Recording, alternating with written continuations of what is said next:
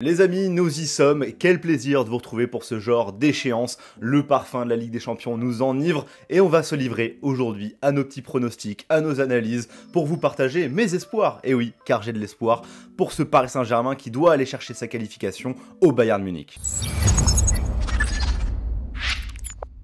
Salut à toutes et à tous, c'est Théo de la chaîne Canal Supporter et juste avant de commencer, évidemment, on part sur les meilleures conditions, comme ça on est tranquille pour la suite. Je vous invite évidemment à soutenir la chaîne à la hauteur d'un petit like, d'un petit commentaire, d'un abonnement, voilà, vous connaissez la chanson. Allez, on se lance directement dans le vif du sujet et je sais ce que vous allez me dire. Oui, le titre est peut-être trop optimiste pour le Paris Saint-Germain. Mais ok, c'est vrai, c'est pour aussi vous donner envie de rejoindre cette vidéo, car ce genre de titre peut vous intriguer, mais justement, si ça vous intrigue, c'est parce que la tendance actuelle, évidemment, c'est de donner le Paris Saint-Germain perdant dans cette échéance. Le Bayern Munich qui a déjà un petit avantage de 1-0, qui va jouer à domicile, qui est évidemment un très grand club européen, bref, vous connaissez le Bayern Munich, ses forces, qui n'a pas traversé aussi un mois de février aussi compliqué que le Paris Saint-Germain. Et malgré tout, je pense vraiment que le Paris Saint-Germain peut le faire et va le faire. Et je ne dis pas ça parce que je suis supporter du Paris Saint-Germain. Si vous suivez les vidéos, les débriefs, vous connaissez mon exigence pour ce club et je ne suis clairement pas toujours positif. Et autant la défaite au Parc des Princes, je la sentais venir, et pour moi elle était plus que logique. Je m'attendais même à pire pour être honnête pour le match aller. Mais là je sens que le Paris Saint-Germain peut aller chercher un très gros coup. Et mon premier argument, c'est justement la dynamique. On sait que c'est très important pour Paris, qui marche très souvent au mental. Et on le savait en commençant le mois de février, ça allait être très compliqué. Il y a eu très clairement du chaos dans l'air et le Paris Saint-Germain aurait pu s'écrouler totalement après 3 défaites d'affilée. Et finalement, le PSG a su se relever de cette épreuve, avec évidemment aussi le retour de Kylian Mbappé qui fait partie des énormes points d'espoir dont je vais parler juste après. Mais pas que, et c'est ça qui est très important, c'est que cette victoire face à Lille, le but à la dernière minute, il est inscrit non pas par Mbappé, même si il a contribué évidemment à cette victoire, mais par Léo Messi. Et pour moi, ce but de Messi, donc à la dernière minute, sur coup franc, magnifique, et bien c'est le tournant dans cette dynamique, car l'essai a été transformé juste après à Marseille, avec le match le plus maîtrisé de la saison, de l'ère Galtier tout simplement, là où il y avait énormément de pression encore une fois. Et surtout, on a eu l'impression de trouver enfin un équilibre dans cette équipe qu'on ne trouvait plus depuis le mois d'août, et encore, au mois d'août, c'était contre des équipes sensiblement plus faibles que Marseille. Là, on a enfin eu droit donc à une victoire de caractère, à maîtriser de bout en bout, avec des individualités, mais pas que, une victoire de groupe, de collectif. Et ça faisait partie aussi des grandes interrogations du PSG de Galtier. Quel dispositif préférentiel? Lequel doit-on aligner lors des grandes échéances? Que doit-on faire quand on a les 3 de devant? Bon bah là, évidemment, on va pas dire que c'est un mal pour un bien, l'absence de Neymar, mais au moins tu as un casse-tête en moins pour Galtier, celui de trouver un équilibre autour des 3 stars. Et oui, la simple présence de Neymar dans le groupe aurait été très positive, ne serait-ce que pour entrer en fin de match. Malgré tout, comme je vous l'ai dit, et c'est le but de cette vidéo, il faut aussi trouver du positif, et je trouve ce Paris Saint-Germain avec ses 2 artistes, Messi et Mbappé, sans un 3e attaquant, mais avec un milieu en plus, avec les pistons qui montent davantage, je trouve ce PSG beaucoup plus équilibré et à même, justement, de faire face au Bayern Munich, où le milieu de terrain sera évidemment très compétitif, avec Goretzka, avec Kimmich.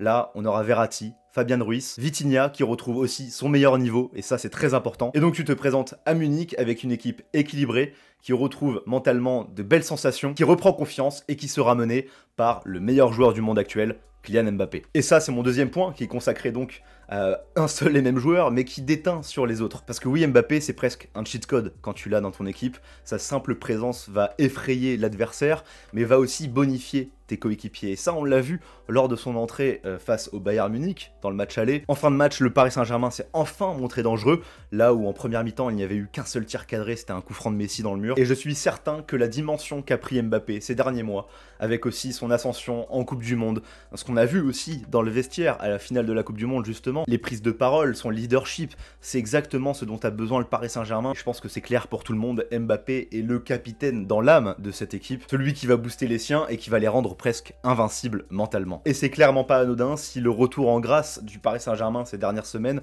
et conjugué aussi au retour de Kylian Mbappé qui était blessé lors des défaites face à Monaco, face à Marseille, lors de la première mi-temps aussi contre le Bayern Munich. Et c'est pourquoi je suis très optimiste par rapport au match que va livrer Mbappé, lui qui avait déjà été décisif il y a 2 ans en Bavière sous la neige. C'est un homme des grands soirs qui ne connaît pas la pression, ou plutôt si, mais qui y répond parfaitement à chaque fois, et qui en plus sera parfaitement épaulé le côté gauche du Paris Saint-Germain sera l'arme principale lors de ce match. Et on l'a vu sur le but signalé finalement hors jeu, les combinaisons avec Nuno Mendes seront très intéressantes. C'était d'ailleurs déjà le cas l'année dernière, avec déjà un but hors jeu refusé au Bernabeu. Nuno Mendes était déjà à la baguette. Bon, cette fois-ci, il va falloir faire attention. Mais tout ça pour dire qu'Mbappé est parfaitement épaulé, que ce soit par Nuno Mendes sur son couloir, par Léo Messi aussi, qui se régale avec les appels d'Mbappé. On a vu des combinaisons parfaites, notamment face à Marseille. 2 passes décisives de Messi pour Mbappé, une passe décisive de Mbappé pour Messi. Il arrive dans les meilleures conditions. Il a en plus marqué son 201e but en devenant le meilleur buteur de l'histoire du club de la capitale, juste avant de partir en mission commando en Allemagne. C'est parfait, il se libère de ce poids, il a pu communier avec les supporters et c'est exactement ce dont avait besoin le club et Kylian Mbappé. Enfin, dernier point dans mon argumentaire, ce sont les quelques doutes qu'on peut retrouver du Bayern Munich. Déjà, tu as un carton rouge pour Benjamin Pavard, ça peut paraître anodin, c'est clairement pas le meilleur défenseur du Bayern, mais ça limite aussi les options pour Nagelsmann, qui pourrait être tenté selon la physionomie du match, pour aussi limiter Kylian Mbappé sur son côté, de mettre en place une défense à 3 ou à 5 du coup. Et en l'absence de Pavard, qui pourrait être très utile à ce niveau-là, on l'a vu lors du match aller, il a été très rugueux auprès de Neymar, son tacle aussi est déterminant, même s'il fait faute sur Léo Messi en fin de match. Là, aux côtés de De Ligt et Upamecano, si tu veux placer un 3e défenseur central, eh bien il y a de bonnes chances que ce soit Stanisic, qui est de base un latéral droit, même si évidemment c'est un grand profil, 1m87, et que ce soit au poste de défenseur central ou de défenseur droit, c'est donc Stanisic qui est pressenti comme étant titulaire, ce qui laisserait Cancelo sur le banc, finalement, là où il a commencé aussi ses 3 derniers matchs. Il est dans une passe un petit peu compliquée, là où ses débuts étaient vraiment très prometteurs. Il y a aussi Gnabry et Sané qui sont très critiqués dernièrement, déjà pour leur passage à Paris en janvier lors de la Fashion Week. Tiens donc, j'ai l'impression qu'on déteint sur les autres équipes. Et ils sont décrits aussi depuis comme des joueurs fantomatiques, en tout cas des joueurs qui n'ont aucune envie sur le terrain. Leurs places de titulaire mercredi sont donc remises en question. Dans tous les cas, c'est Musiala, Choupo-Moting, qui est très en forme aussi, qui sont attendus. Kingsley Coman, il y a une interrogation sur son rôle, peut-être piston droit, peut-être attaquant droit. Et puis t'as aussi une interrogation entre Thomas Müller, qui n'était pas titulaire déjà au match aller, et le retour de Sadio Mané. Nagelsmann a dit qu'il était à 100% physiquement, malgré tout il était en énorme manque de rythme. Et donc tu as beaucoup d'interrogations du côté du Bayern Munich, et notamment, comme je vous l'ai dit, sur le côté de Kylian Mbappé. Mais il y a aussi ce facteur-là à prendre en compte, le score. Oui, ça peut être perçu comme un désavantage pour le Paris Saint-Germain. Pour moi, un simple 1-0, là où le Bayern aurait pu tuer ce PSG sans Mbappé, un PSG qui était sans idée en première mi-temps, ce n'est vraiment pas déterminant. Le PSG est à la fois en vie, mais plein d'espoir aussi. Et quand on regarde un petit peu en arrière, les énormes désillusions du PSG en Ligue des Champions, ce sont des matchs retour où le PSG devait maintenir un score favorable du match aller. Là, il n'y a pas de calcul à faire. Le PSG doit arriver pour gagner, doit se montrer offensif, tout en ayant derrière un équilibre avec un milieu de terrain structuré, Vitinha qui revient bien, une défense à 3 défenseurs pour assurer les arrières, avec Ramos qui depuis ce match aller face au Bayern Munich retrouve aussi de bonnes sensations. Danilo Pereira toujours impeccable, qui peut aussi apporter de la taille. Il a marqué pas plus tard que ce week-end aussi de la tête. Et les seules petites interrogations du côté du PSG se portent sur Marquinhos.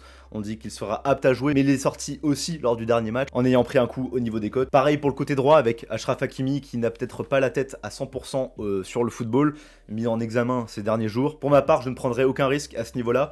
Je placerai Mukiele pour assurer l'arrière-garde, pour créer aussi un certain équilibre avec Nuno Mendes qui lui va être plus porté vers l'avant sur le côté gauche, et pour pourquoi pas aussi faire entrer Hakimi en fin de match. On sait à quel point ça peut être important d'avoir un joueur qui cavale, qui va mettre la pression devant. On l'a vu avec Mbappé au match aller, peut-être qu'Hakimi pourrait avoir ce rôle en fin de match, justement en Bavière. Bon voilà pour cet avant-match, j'espère avoir été suffisamment complet. Évidemment, n'hésitez pas à réagir dans les commentaires, à donner votre ressenti, vos pronostics. Et perso, je me mouille, je vous donne mon score, 3-1 pour le Paris Saint-Germain. Voilà, on se retrouve évidemment très vite pour faire le bilan, pour faire le débrief. Et encore une fois, je le répète, cette vidéo avait pour but de tirer du positif, de tirer du bon de cette période qui n'est pas forcément facile. Évidemment, le Paris Saint-Germain n'est pas le favori dans cette rencontre, mais que ça soit dans un sens ou dans un autre, il y a tellement une part d'irrationnel en Ligue des Champions. Rien n'est prévisible. On l'a vu encore récemment avec le Real Madrid qui perdait 2-0, rien n'est fait. Et il faudra rester focus de la première à la dernière minute. Donnarumma, on compte sur toi également. Allez, c'était Théo pour vous servir, on se retrouve juste après le match. D'ici là, portez-vous bien et allez Paris. Ciao tout le monde.